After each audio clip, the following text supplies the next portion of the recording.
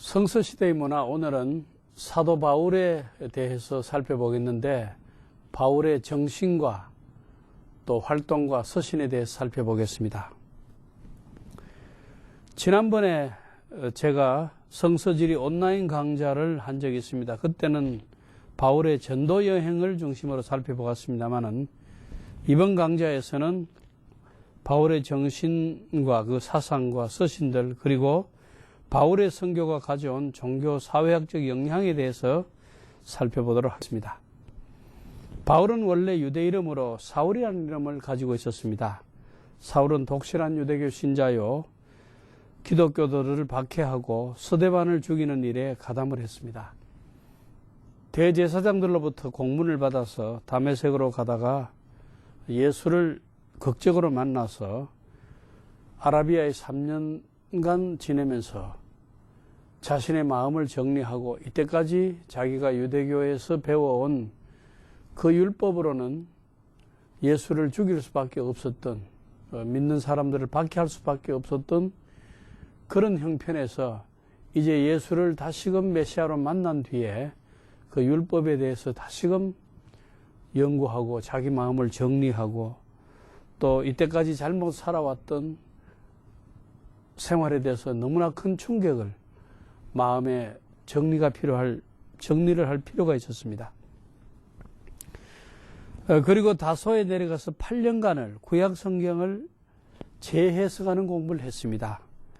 이 재해석한다는 말은 Christological Interpretation of the Old Testament. 구약 성경을 자기가 만난 메시아 예수 그리스도를 통해서 다시 보기 시작했습니다.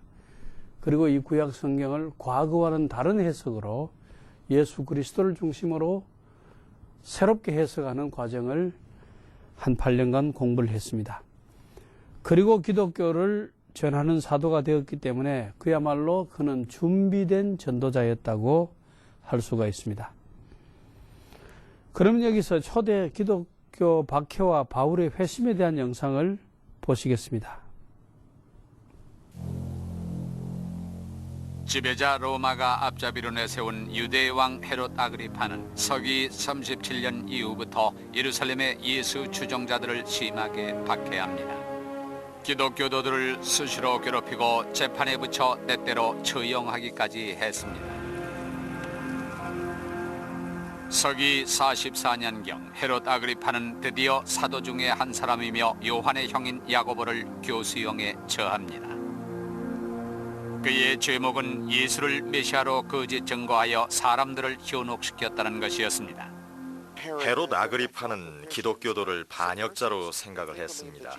예수를 왕으로 떠받더니 자기에겐 충성심이 없다고 본 것입니다. 헤롯은 예루살렘 사람들이 오직 자신에게만 충성을 바치기를 바란 겁니다.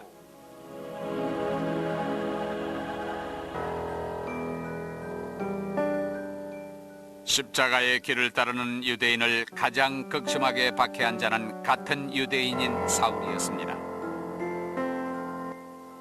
사울은 사도들이 신성을 모독할 뿐만 아니라 유대법을 위반한다고 봤습니다. 모세가 정한 안식일 준수, 교회 출석 의무 등을 위반했다고 생각했습니다. 모세의 법은 10계명을 말하는데 그것은 출애굽 이후 이스라엘의 법입니다. 그 10계명은 이스라엘인들이 이집트를 탈출한 후 중동 지역을 40년간 유랑하던 기간 중에 만들어진 오랫동안 지켜져 온 법이었습니다.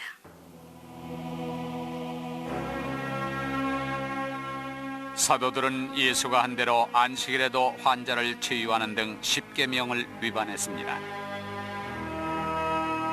그와 동시에 몇몇 기독교도들은 유대교의 중심 상징인 교회당 출석을 기피하기까지 했습니다. 초대교회 교도들의 유대 교회당에 대한 무관심이 그때부터 급속하게 번져갔을 겁니다. 그래서 불과 20년 사이에 이제 교회 건물이라는 것은 신이 계신 곳, 영적인 장소라고 생각했던 과거의 전통적 관념이 무너져 버렸습니다. 그러나 사울은 구원이란 율법을 철저히 지킴으로서만 가능하다고 믿었습니다. 이런 종교관은 그가 10대 때에 당시 유명한 바리새인 스승인 가밀리엘에게 배운 것입니다. 사울은 가밀리엘의 문화생들 가운데서도 가장 뛰어났던 것으로 알려져 있습니다. 그리고 사울 자신도 자기가 가장 헌신적이고도 독실한 유대 신자라고 자처했습니다.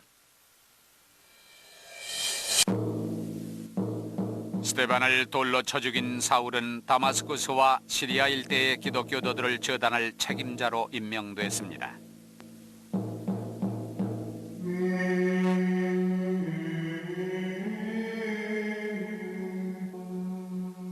그러나 사도행전에 의하면 사울은 다마스쿠스로 가는 길에서 환상을 보고 극적인 변화를 일으킵니다. 갑자기 광채가 번쩍이면서 사울은 잠시 눈이 멀어 쓰러집니다. 그때 어디선가 음성이 들렸습니다. 사울아, 사울아, 왜 나를 핍박하느냐? 나는 예수, 내가 핍박하는 자이다. 사울은 그때 부활하신 예수를 보았노라고 자신이 쓴 편지에서 고백하고 있습니다. 그 사건은 그의 생애를 일거에 변화시켰습니다. 사울이 초대교회의 사도로 변신한 것입니다. 그리고 그가 그렇게 변한 시기가 언제인지 분명치는 않지만 그는 유대적인 이름인 사울이란 이름을 버리고 보다 로마적인 느낌이 드는 이름인 바울로 이름까지 바꾸어 버렸습니다.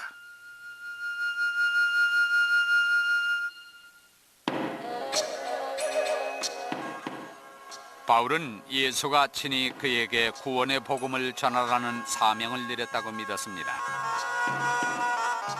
그로부터 2, 3년 안에 바울은 뛰어난 전도술로 다마스쿠스 인근 사람들을 개종시켰습니다. 한편 바울은 유대교의 반역자였기 때문에 그는 시리아 밖으로 피해야 했습니다. 예수는 기독교를 창조했습니다. 바울은 일당백의 능력으로 그것을 전파했죠. 서기 39년쯤에 바울은 예루살렘으로 가서 베드로를 만납니다. 예수의 가르침과 관련된 세부적인 내용을 의논하기 위해서였습니다. 그러나 과거에 하도 기독교를 박해했던지라 환영받지 못했습니다.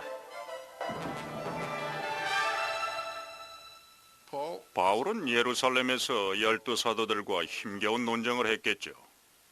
늦게 된 자인 그를 12사도들이 쉽사리 사도로서 인정하지 않았을 게 뻔합니다. 제 생각에 바울은 그들에게 자신도 사도임을 입증하기에 바빴을 겁니다. 사도가 무엇이냐는 지금도 논쟁거리입니다. 학문적으로 사도라는 용어는 논쟁의 여지가 많습니다. 원래 이것은 그리스어에서 나온 말인데 단순히 파견된 자라는 뜻이지만은 여기서는 은유적으로 신의 대리인으로 보내진 대사에 해당합니다. 그렇다면 사도는 좀 더 넓은 뜻으로 봐야 합니다. 우리가 사도의 수를 꼭 12명으로 국한하는 건 잘못이죠. 사도에는 막달라 마리아와 바울도 포함이 돼야 합니다.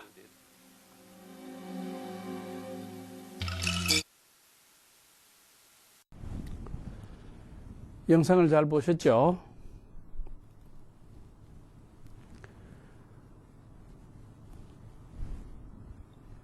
그리고 문제는 이방인들이 예수를 믿게 되었을 때 구약 성경에 말하는 그 유대인들이 지켜야 할 율법을 이방인들이 어디까지 따를 것이냐 하는 것이 이방인들에게는 큰 문제가 되지 않을 수가 없었습니다. 사도 바울은 유대 율법보다도 만인을 위한 복음을 더 중요시했습니다. 그러면은 이방인들이 율법을 어디까지 지켜야 되느냐 이런 문제를 두고 이방인들과 율법에 대한 영상을 우리가 함께 잠시 보시겠습니다.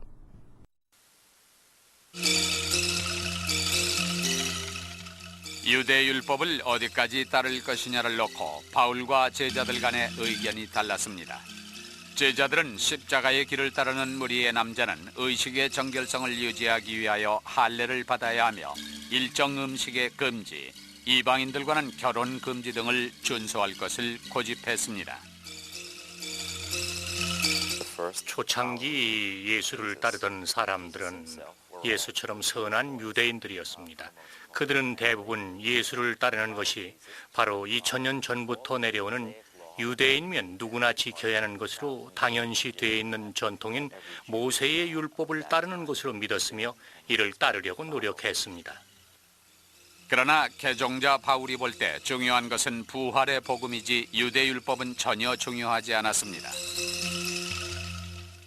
바울은 일정한 음식을 금지하거나 이방인과의 결혼을 금지한 유대율법은 거칠에 불과하며 더 이상 지킬 필요가 없는 낡은 법이라고 했습니다. 그가 마음속에 이상적으로 그린 유대인 공동체는 편협한 것이 아니라 이방인과 유대인 모두를 포용하는 그런 공동체였던 겁니다.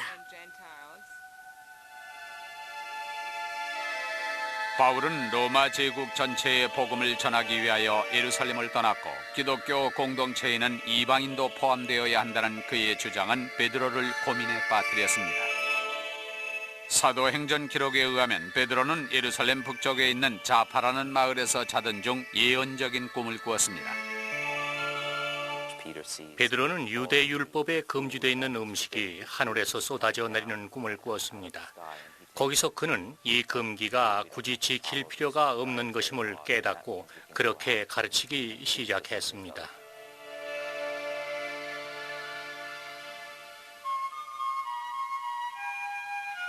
얼마 후 베드로는 비유대인인 고닐료라는 로마 관리에게 유대율법 준수를 요구하지 않고 세례를 주었습니다. 사도행전에 기록된 대로 고닐료에게 세례를 줌으로써 이방인 선교를 시작한 사람은 바로 베드로였습니다. 만일 그게 바울이었다면 베드로의 위상은 오늘날 같지 못했겠죠. 이 일로 해서 베드로는 사도의 좌장격 인물이 됐습니다. 베드로는 결국 바울을 신뢰하게 됩니다. 그렇다고 그들 간의 견해 차이가 해소된 것은 아니었습니다. 특히 시리아의 안티옥이 그랬습니다. 이 도시는 서기 37년부터 이방인 신도들의 중심 도시였습니다. 그리스인들이 크리스티아노이, 즉 크리스찬이라는 단어를 만들어낸 곳이 바로 이곳이기도 합니다.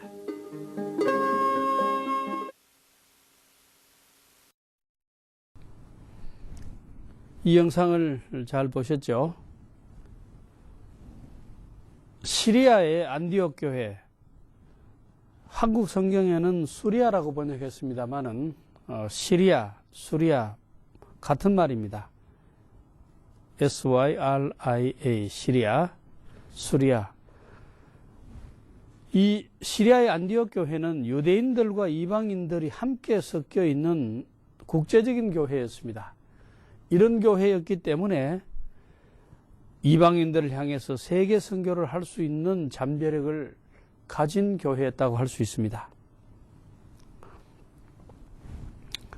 이 시리아의 안디옥 교회에서 문제가 된 것은 이 시리아의 안디옥 교회에 나오는 그 이방인들이 주로 이제 헬라계 이방인들을 말합니다만은 하여간 유대인 아닌 이방인들이 유다인들의 율법을 반드시 지켜야 하느냐, 또 지키면 어디까지 지켜야 하느냐. 바울이 1차 전도 여행을 마치고 돌아온 뒤에 이것이 시리아의 안디옥 교회의 가장 큰 이슈였습니다. 그래서 안디옥 교회는 바울과 바나바를 예루살렘으로 파송을 해서 이 문제를 예루살렘에서 종교회의, 기독교 회의에서 공식적으로 결론을 내릴 것을 부탁을 했습니다. 그래서 바나바와 바울이 예루살렘을 방문했는데 AD 49년에 예루살렘에서 회의가 열렸습니다. 이 회의의 결정은 이방인들이 유대율법을 다 지킬 것이 아니고 우상의 제물과 또 피와 목매어 죽인 것과 음행을 멀리하라. 우상의 제물, 피, 목매어 죽인 것, 음행, 이 네 가지를 멀리하고 스스로 삼가하면 잘 되리라. 그렇게 하고 다른 율법에 대해서 이방인들에게 짐을 지우지 말자. 이런 결정을 했습니다. 이 예루살렘 회의, 이 회의는 어떻게 보면은 기독교 역사상 최초의 에큐메니칼 회의라고 볼 수 있는데, 이 회의에서 결정한 내용이 기독교를 세계적인 종교로 만드는 결정이었다고 평가할 수가 있겠습니다. 왜냐하면 이방인들을 유대율법으로 얽어매지 않고 기본적인 이 네 가지만 지키고 자유를 줌으로써 유대 땅을 넘어서서 전 세계 이방인들이 예수를 믿는데 걸림돌이 되는 것을 다 걷어치웠기 때문에 기독교가 세계적인 종교가 될 수 있는 발판이 이때 마련되었다고 볼 수 있죠. 그래서 바울은 2차 전도 여행부터는 위에 결정한 이 네 가지 사실, 이것을 원칙으로 정해서 이런 원칙을 가지고 전도 활동을 했습니다. 교회 특징을 보면은 참고로 우리가 알 필요가 있는데, 예루살렘 교회는 유대인 중심의 교회고, 시리아의 안디옥 교회는 유대인과 이방인이 함께 섞여 있는 국제교회고, 비시디아의 안디옥 교회는 이방인 중심의 교회였다, 이렇게 볼 수 있습니다. 그러면 여기서 AD 49년 예루살렘 최초의 기독교 에큐메니칼 회의였다고 볼 수 있는 이 회의와 바울에 대한 영상을 같이 보시겠습니다. 서기 47년 바울은 안티옥 지방 여행 중에 이곳의 두 기독교 공동체 간의 분쟁을 중재했습니다.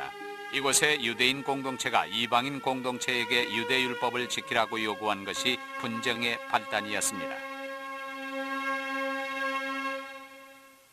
바울은 평등주의자로서 하나님이 보기에 모든 인간은 똑같다고 생각을 했어요. 그래서 갈라디아서 3장 28절, 주 안에서는 유대인도 그리스인도 노예도 자유인도 남자도 여자도 구분이 없다, 모두가 주 안에서 하나다라는 명언을 남겼죠. 서기 49년에 예루살렘에서 이 문제를 해결하기 위한 회의가 열렸습니다. 기독교의 본질을 정의하는 이 회의에는 당시 살아있던 11명의 사도들이 모였습니다. 이 수많은 이방인들을 어떻게 할 것인가? 사도행전 15장이 이 점을 논하고 있습니다. 그 회의는 이방인 출신 교도들에게 모세의 율법을 지키라고 강요할 필요가 없다는 결론을 내렸죠. 이 회의 결의로 초대교회는 차츰 유대교로부터 독립했습니다. 신약은 이때 이후 9년 동안 바울이 수많은 이방인들을 상대로 전개한 눈부신 선교 활동을 상세히 다루고 있습니다. 바울은 이방인이 기독교도가 될 때 굳이 유대인의 율법까지 따라야 할 이유가 없다는 견지를 고수했습니다. 그러다 보니 바울은 본이든 아니든 가장 급진적인 입장이 되고 말았어요. 그렇지만 그런 그의 입장이 결국은 기독교를 세계적인 종교로 만들었습니다.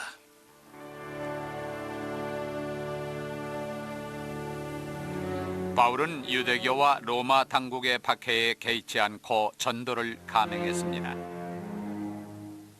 그는 여러 차례 투옥되고 고문받았으며 예루살렘에서는 군중에게 죽을 고비를 넘기기도 했습니다.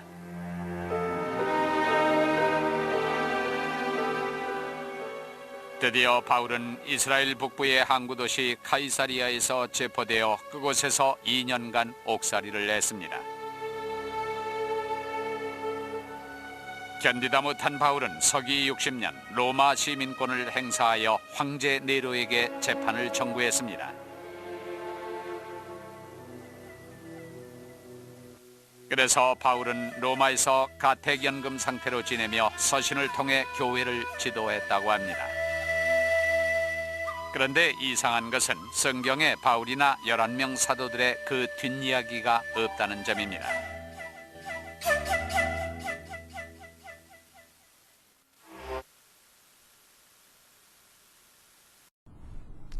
이 영상을 잘 보셨죠?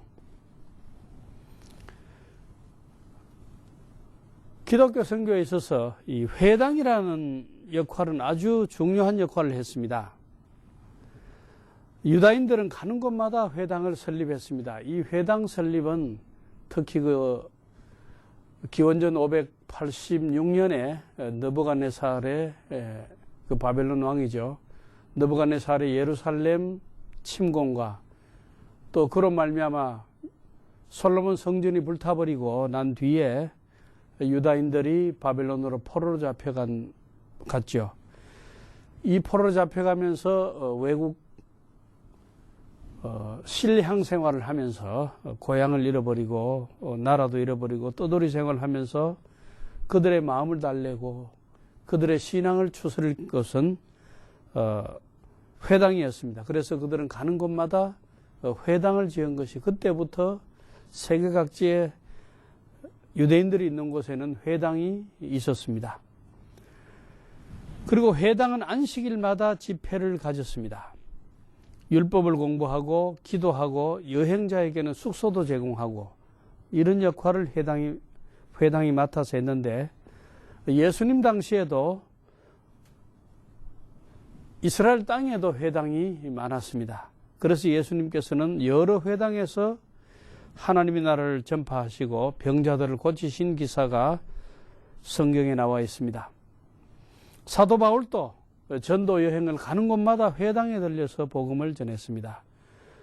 구브로의 살라미, 비시디 안디옥, 이고니온, 데살로니가, 베레아, 아테네, 예베소, 고린도 바울은 가는 곳마다 회당에 들려서 복음을 전하고 거기서 만나는 사람들에게 대화하고 접촉점을 회당을 통해서 가졌습니다. 그리고 이 회당은 초대 기독교 교회당의 모델이 됐습니다. 회당에서는 유대인들이 매 안식일마다 모였지만 이제 교회는 매 주일마다 예수께서 부활한 날을 안식일 대신 모이기도 했죠. 그래서 그런 차이는 있다 할지라도 근본적인 그 구조는 회당의 구조가 교회에 많은 영향을 끼쳤다는 것을 알 수 있습니다. 바울에 대해서 한번 살펴보면 바울은 첫째로 소임을 완수하는 사람이었습니다. 한번 맡은 일은 끝까지 자기가 책임지고 사명감을 가지고 마무리를 지을 수 있는 그런 사람이었습니다. 1차 전도 여행에서 바울은 비시디 안디옥에서 배척을 받고 이고니온에 갔다가 또 이고니온에서 배척을 받고 루스드라로 갔다가 루스드라에서는 돌에 맞아 죽을 뻔했습니다. 사람들은 죽은 줄 알고 바울을 버려두었다 했습니다. 그런데 바울이 일어나서 더베에 가서 복음을 전했다는 그런 내용이 있는데 돌아갈 때 더베에서 자기를 파송한 시리아의 안디옥까지는 육로로 쉽게 갈 수 있었습니다. 그렇지만은 자기가 돌에 맞아 죽을 뻔했던 그 루스트라로 다시 돌아가서 믿는 사람들, 자기 말로 인해서 예수를 믿은 제자들에게 그 마음을 더욱 굳건하게 해주고 또 교회 장로들을 세우게 하고 이고니온도 마찬가지 또 비시디 안디옥도 마찬가지로 다시 돌아가서 이런 일을 하고는 배를 타고 시리아의 안디옥으로 돌아갔던 것을 알 수 있습니다. 자기를 죽이려 했던 곳 다시 가기 싫겠지만은 그러나 자기의 목숨을 아끼지 않고 자기가 한번 복음을 전해서 자기 말로 예수 믿은 사람들의 마음을 약해지지 않도록 붙들어주고 또 그들을 지도할 수 있는 장로들을 세우고 교회 조직을 하고 하여간 자기가 한 일을 끝까지 마무리하고 완수하는 그런 사람이었습니다. 그리고 생명을 예수께 바친 사람이었습니다. 예수가 생명을 하나님께 바침같이 바울은 자기의 생명을 예수께 바쳤습니다. 누가복음에 보면은 예수께서 성천하실 기약이 차감해 예루살렘을 향하여 올라가기로 굳게 결심하셨다고 하셨는데 그 후에 제자들이 예수님께서 다시 예루살렘으로 유대로 가자 하시니까 제자들이 말하기를 랍비여 방금도 유대인들이 돌로 치려 했는데 또 그리로 가시려 합니까 하고 예수님을 원망에 찬 목소리로 말렸습니다. 그때 예수께서는 죽을 줄 알면서도 예루살렘으로 올라가셔서 십자가를 지고 죽으셨습니다. 그러니까 예루살렘에 올라가면은 대제사장들과 서기관들과 장로들에게 잡혀서 죽을 줄을 아시면서도 예루살렘으로 올라가서 죽음을 스스로 죽음을 택하시고 십자가에서 죽으시고 그 죽음을 통해서 믿는 사람들을 구원하신 예수님의 모습을 우리가 볼 수 있는데, 바울도 이 아가보라는 사람은 예언자입니다. 성경에 보면은 두 번 큰 예언을 했는데 사도행전 11장 28절과 21장 10절의 예언이 나오는데, 한 번은 글라우디우스 황제 때 크게 흉년 들리라 해서 예언했는데 그 예언대로 흉년이 들었고, 또 한 번은 바로 바울을 향해서 예언을 했습니다. 바울의 허리띠를 좀 달라 그래서 그 허리띠로 자기의 수족을 동여 메고서 이 띠 임자를 예루살렘에서 이렇게 결박해서 사람들이 박해를 하고 죽는 데 내어줄 것이다, 이렇게 예언을 했습니다. 그때 바울이 대답하기를 나를 위해서 울거나 걱정하지 마라. 나는 예루살렘에서 죽을 것도 각오했다 하고 사도행전 21장 13절에 기록되어 있습니다. 그리고 20장 24절에는 내가 달려갈 길과 주 예수께 받은 사명, 곧 하나님의 은혜의 복음을 증언하는 일을 마치려 하면은 나의 생명을 조금도 귀한 것으로 여기지 않는다고 했습니다. 그리고 바울은 사실 이 자기의 고백대로 예루살렘에 올라가서 체포됐지만은 유대 가장 높은 사람들의 모임이라 할 수 있는 그 산헤드린 회의에서 많은 산헤드린 회원들을 모아놓고 그 사람들을 흔들어 놓는 놀라운 연설을 했습니다.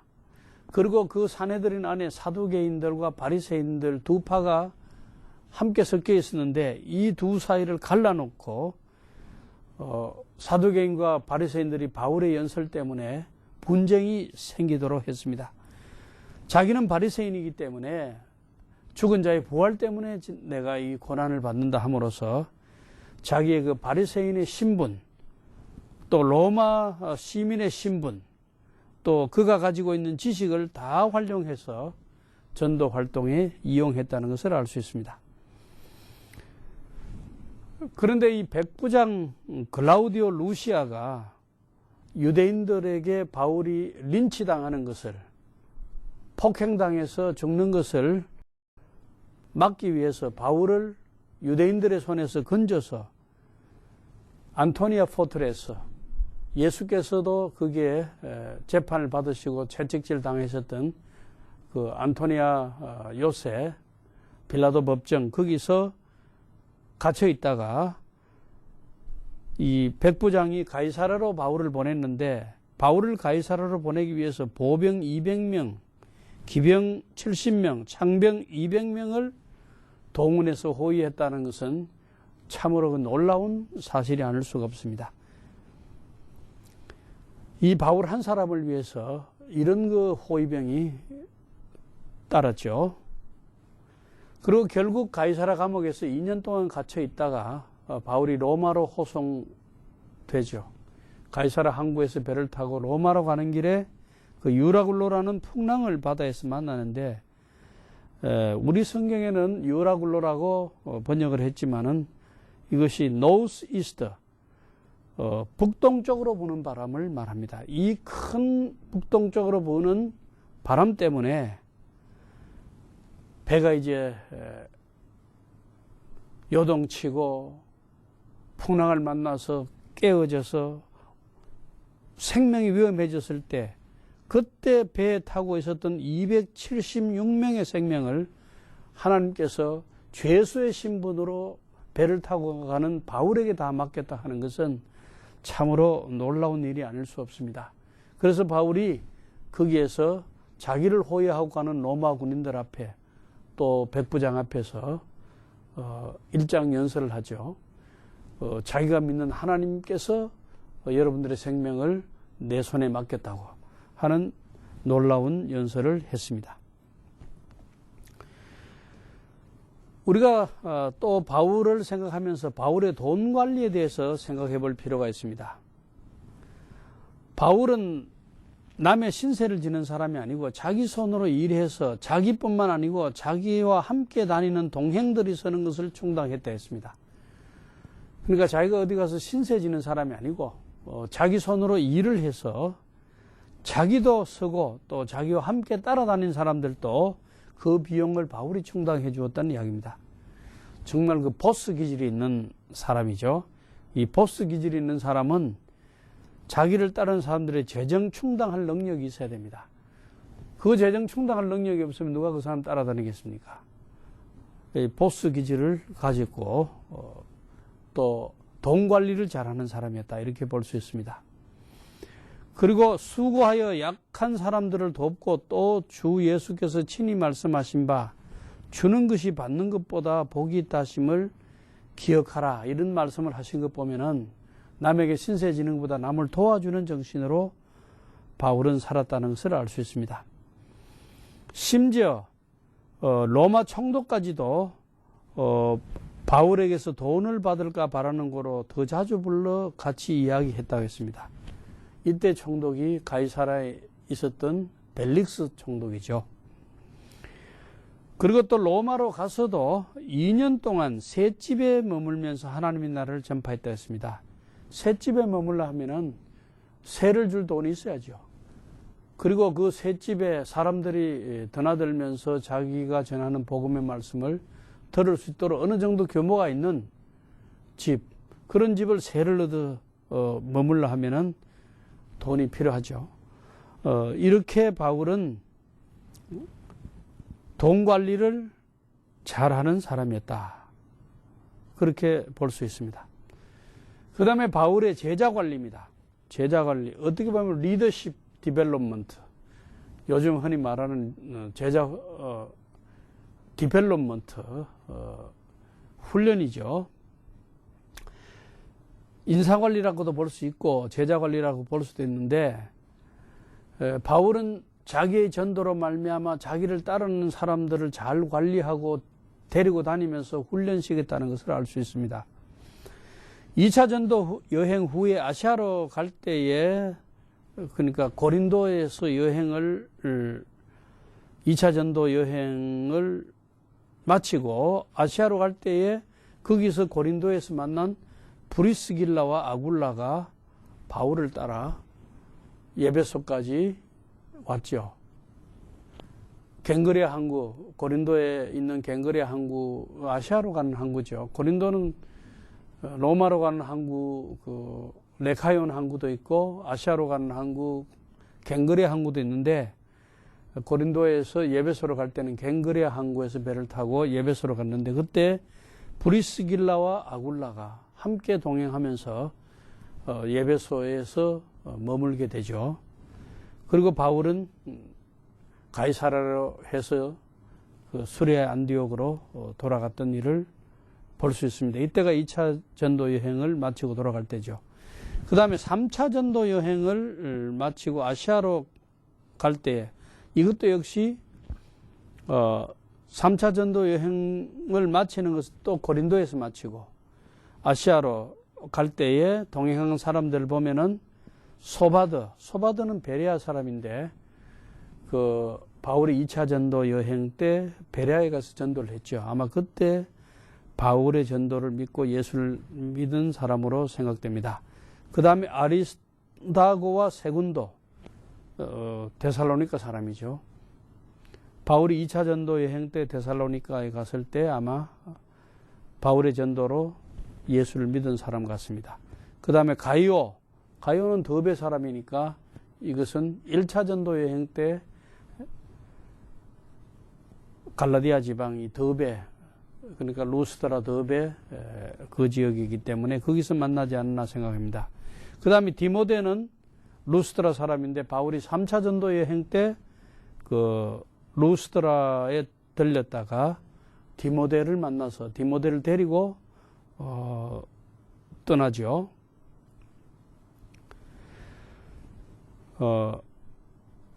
그 다음에 바울이 루스드라에서 디모데를 만난 것은 아마 2차 전도 여행 때 같습니다. 2차 전도 여행 때 루스드라에서 디모데를 만난 것 같고, 그 다음에 두기고와 드로비모, 이것은 아시아 사람이기 때문에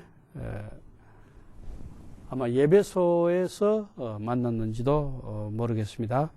바울이 3차 전도 여행 때 예배소에 3년간을 머물렀죠. 그래서 보면은 바울이 그 1차 전도 여행 때, 2차 전도 여행 때, 3차 전도 여행 때 이 만난 사람들이 그 멀리 가는 그 전도 여행길에 함께 동행하고 따라다녔다 하는 것을 볼 때에 이 바울은 인덕이 있고 또 제자를 관리하고 이런 거 리더십을 그 사람들에게 훈련시키는 그런 일을 게을리하지 않았다는 것을 알 수가 있습니다. 이 외에도 바울을 따르던 제자들이 있는데 우리가 잘 아는 대로 마가는 1차 전도 여행 때 같이 따라갔죠. 그 다음에 신라는 2차 전도 여행 때 데리고 갔죠. 마가와 신라는 예루살렘 사람입니다. 그 다음에 디도는 고린도 사람이고, 이 디도는 2차 전도 여행 때 만났겠죠. 그 다음에 누가, 또 2차 전도 여행 때 바울이 만났던 사람이고, 오네시모와 데마, 로마에서 바울을 따른 사람입니다.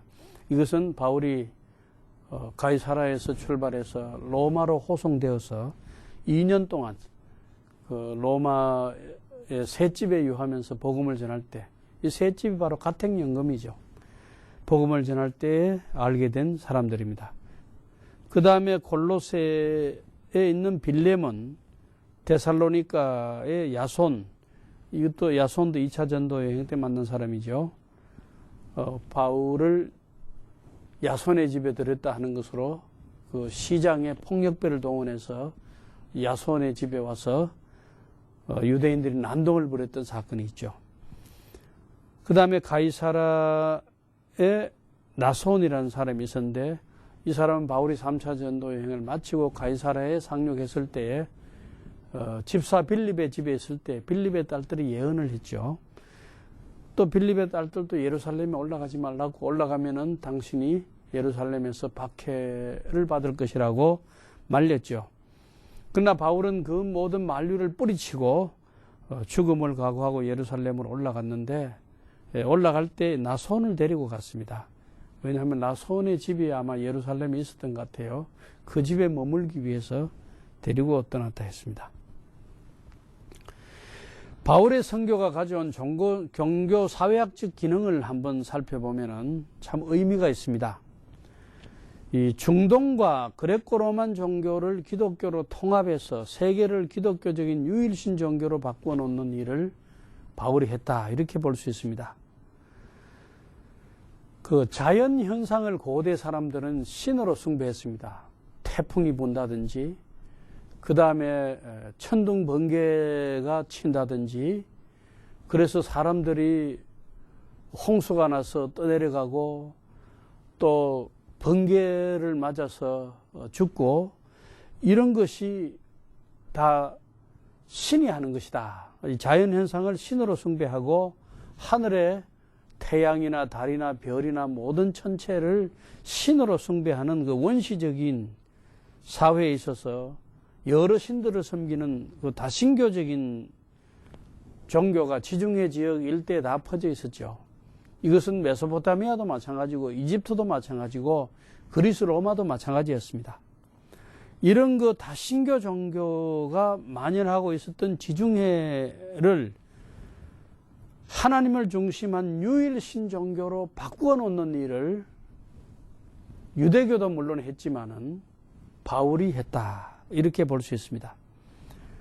그리고 이제 예수 그리스도를 통해 우리가 그 유일신 하나님께로 갈 수 있고, 구원의 통로가 바로 예수 그리스도라 하는 기독교의 예수 그리스도만이 유일한 구원의 통로가 된다, 구원의 길이 된다는 이런 가르침을 통해서 바울이 그 한 하나님, 한 메시아, 하나의 어떤 그 유일신으로 지중해 세계를 바꾸어 놓는 역할을 바울이 했다. 그래서 종교사회학적으로 바울의 선교는 상당히 그 의미가 크다고 볼 수 있습니다. 그리고 다신교가 사라지고 유일신 종교가 그 자리를 대신하고 원시 종교를 고등 종교로 바꿔놓았습니다. 이 원시 종교에서는 사람 죄수나 어린아이를 제물로 바치는 그 인신제사, 또 그 다음에 종교의식의 하나로서 음행을 신전에서 행하는 그런 그 종교적 음행 등이 이런 원시 종교의 원시적인 모습들이 다 사라지고 윤리와 도덕성이 강조되는 종교를 성화시켰다.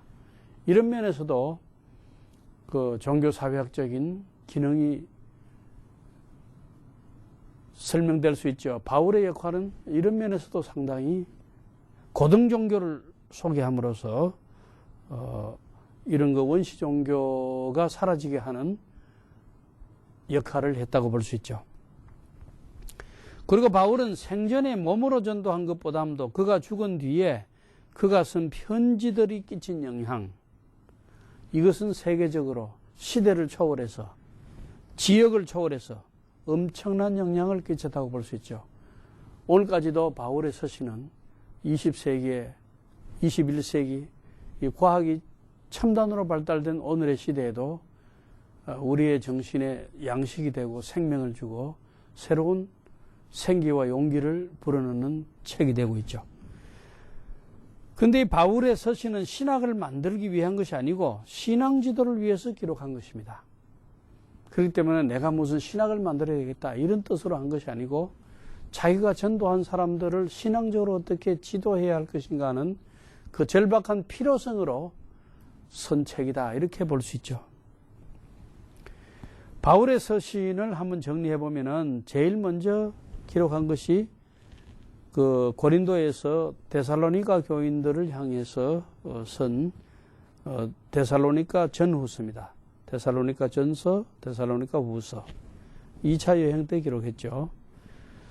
그 도표를 참고하시면은 기록 장소와 또 이 서신을 누가 가지고 갔을까, 그리고 주요 논제가 무엇이냐, 여기에 핵심된 내용이 무엇이냐, 그 다음에 안부를 함께 전하는 사람들은 누구냐, 그렇게 분석을 해서 도표를 한번 만들어 봤습니다. 갈라디아서는 예배소에서 복음의 자유를 위해서 갈라디아에 있는 사람들에게 서신을 전달했죠.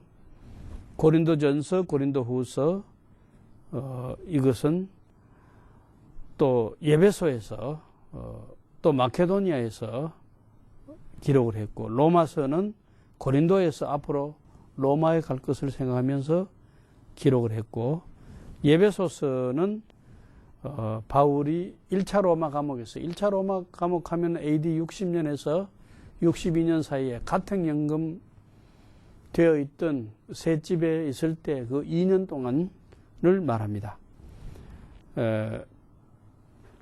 그래서 그때의 예배소서, 골로새서, 빌레몬서, 빌립보서를 1차 로마 감옥에 있을 때 기록했죠. 그 다음에 디도서는 1차 로마 감옥에 석방된 뒤에, 사도행전은 이 기록이 나오지 않습니다만은 바울은 1차 로마 감옥에 있을 때 가택연금에서 석방되어서 한 4년 동안 더 전도를 하다가 다시 체포되어서 순교했다, 이렇게 학자들은 보고 있는데, 사도행전은 그 기록이 없습니다만은 부분적으로 디도서라든지 이런 데 그 기록이 남아 있습니다. 디도서, 그는 1차 로마 감옥 석방 후에 그레데로 갔다가 그레데에서 예배소를 거쳐서 마게도니아 왔을 때 이 마게도니아에서 그레데에 갔을 때 디도를 남겨두고 왔기 때문에 그 디도에게 쓴 편지다. 그 다음에 예배소를 들렸을 때에 예배소에서 디모데를 남겨두었기 때문에 디모데에게 쓴 편지다. 그것이 마게도니아에서 같은 시기에 디도서와 디모데전서를 기록했습니다.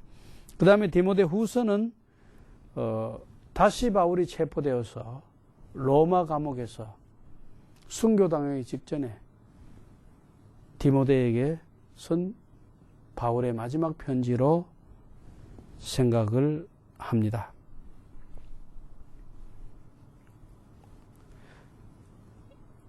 이 바울의 서신들이 어떤 서신들이 어디에서 기록되었는지를 지도를 통해서 한번 도표를 만들어 봤습니다. 그러니까 예배소에서 쓴 편지, 고린도에서 쓴 편지, 빌립보에서 쓴 편지, 빌립보가 마게도냐죠. 로마에서 쓴 편지, 이렇게 지도를 통해서 서신을 정리해 보았습니다.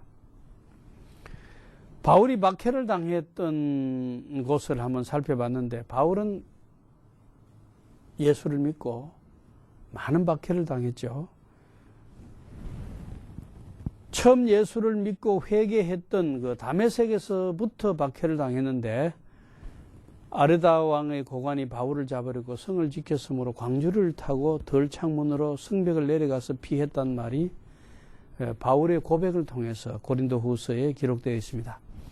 그 다음 비시대 안디옥에서는 유대인들에 의해 쫓겨났습니다. 이고니온에서는 이방인과 유대인과 관리들이 돌로 치려하자 도망을 갔습니다. 루스트라로 도망을 갔는데 루스트라에서는 돌에 맞아 죽은 줄로 알고 시위에 버렸다 했습니다. 2차 여행 때는 빌립보에서 옷을 벗기고 매를 많이 맞은 뒤에 옥에 갇혔습니다. 데살로니가에서는 불황배들을 동원해서 바울을 잡으려고 했기 때문에 밤에 잠도 자지 못하고 그 높은 성벽을 탈출해서 밤에 떠났습니다. 베레아에서는 유대인들이 무리를 움직여 소동하게 하므로 이 베레아에서도 떠났습니다. 그리고 고린도에서는 유대인들이 바울을 법정 그 갈리오 총독에게 데리고 갔습니다. 예배소에서는 은장색 데메드리오가 연극장에서 난동을 부렸습니다. 예루살렘에서는 유대인들이 바울을 잡아 폭행을 가했습니다. 가이사랴에서는 2년 동안 감옥에 갇혀 지냈습니다. 마지막 로마에서는 순교한 것으로 전해집니다. 그러니까 회개한 뒤로부터 1차 여행 때는 루스트라에서 돌에 맞아 죽을 뻔했고 2차 여행 때는 빌립보 감옥에 갇혔고 데살로니가 성문을 사람들이 지키고 바울을 잡지 못하도록 일찍이 성문 빠져나와가지고 숨어 있다가 베레아로 갔고 베레아에서도 도망쳤고 이렇게 그 바울이 가는 곳마다 1, 2, 3차 여행 또 로마에서 순교 가는 곳마다 박해를 당했던 것을 볼 수 있습니다.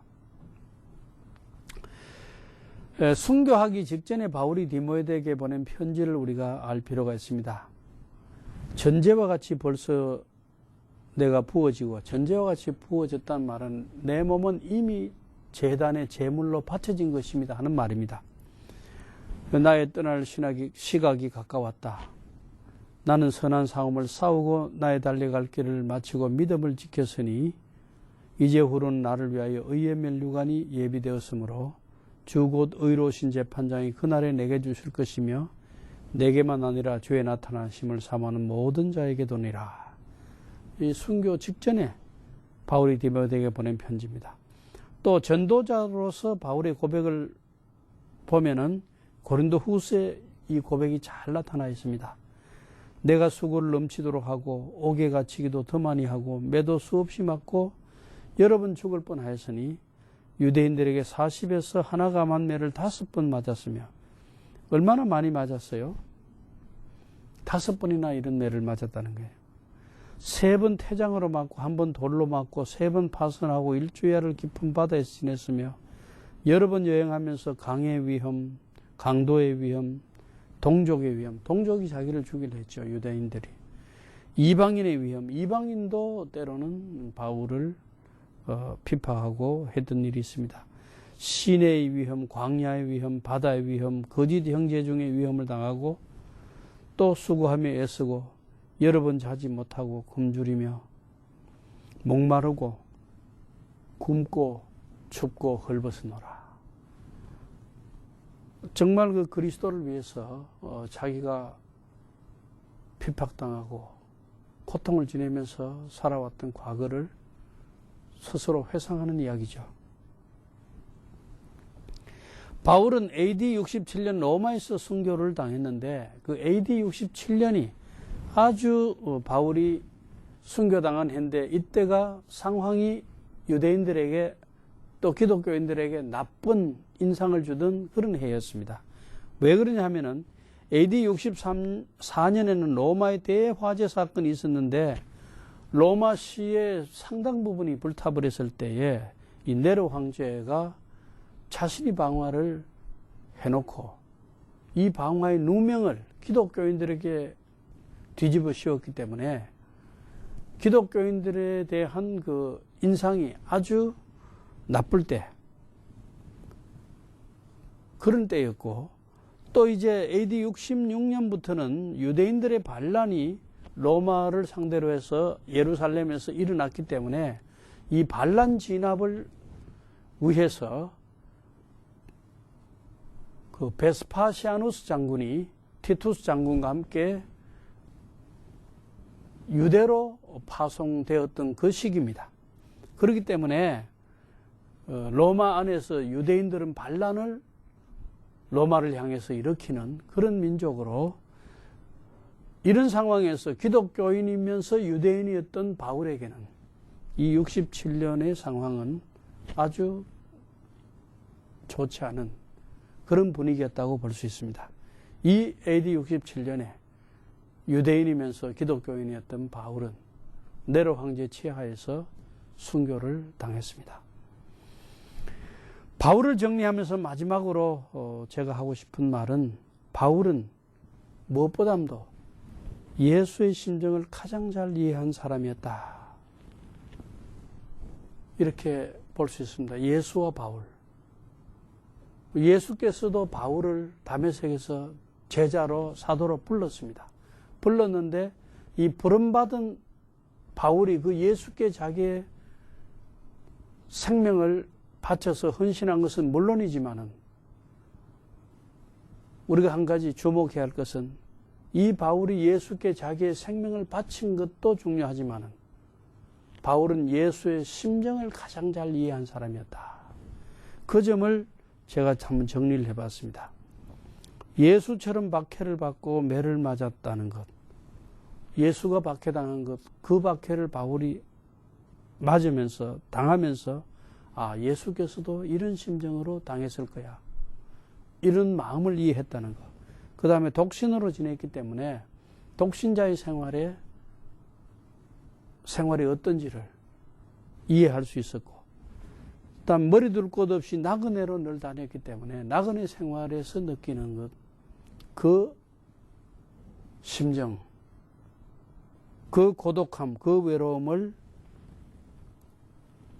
서로 알 수 있었다는 것. 그 다음에 죽음을 각오하고 예루살렘에 올라간 예수님처럼 바울도 예루살렘에 올라갈 때 예수께서 예루살렘에 죽음을 각오하고 올라갔을 때 그때의 심정이 어떠했겠는가를 이해할 수 있었겠다는 것입니다. 그 다음에 예수가 갇혔던 안토니아 요새 빌라도 법정에 바울도 갇혀보았습니다. 바로 그 장소에 갇혔을 때 예수께서 여기서 신문을 받고 매를 맞고 했을 때에 그 상황과 심정이 어떠했겠는가를 이해했을 것입니다. 그 다음에 예수처럼 복음을 위해서 자기의 목숨을 바쳤습니다. 순교를 했습니다. 오늘은 이 바울에 대해서 바울의 그 정신과 또 예수에 대한 그 바울의 삶과 또 그 서신에 대해서 살펴보았습니다.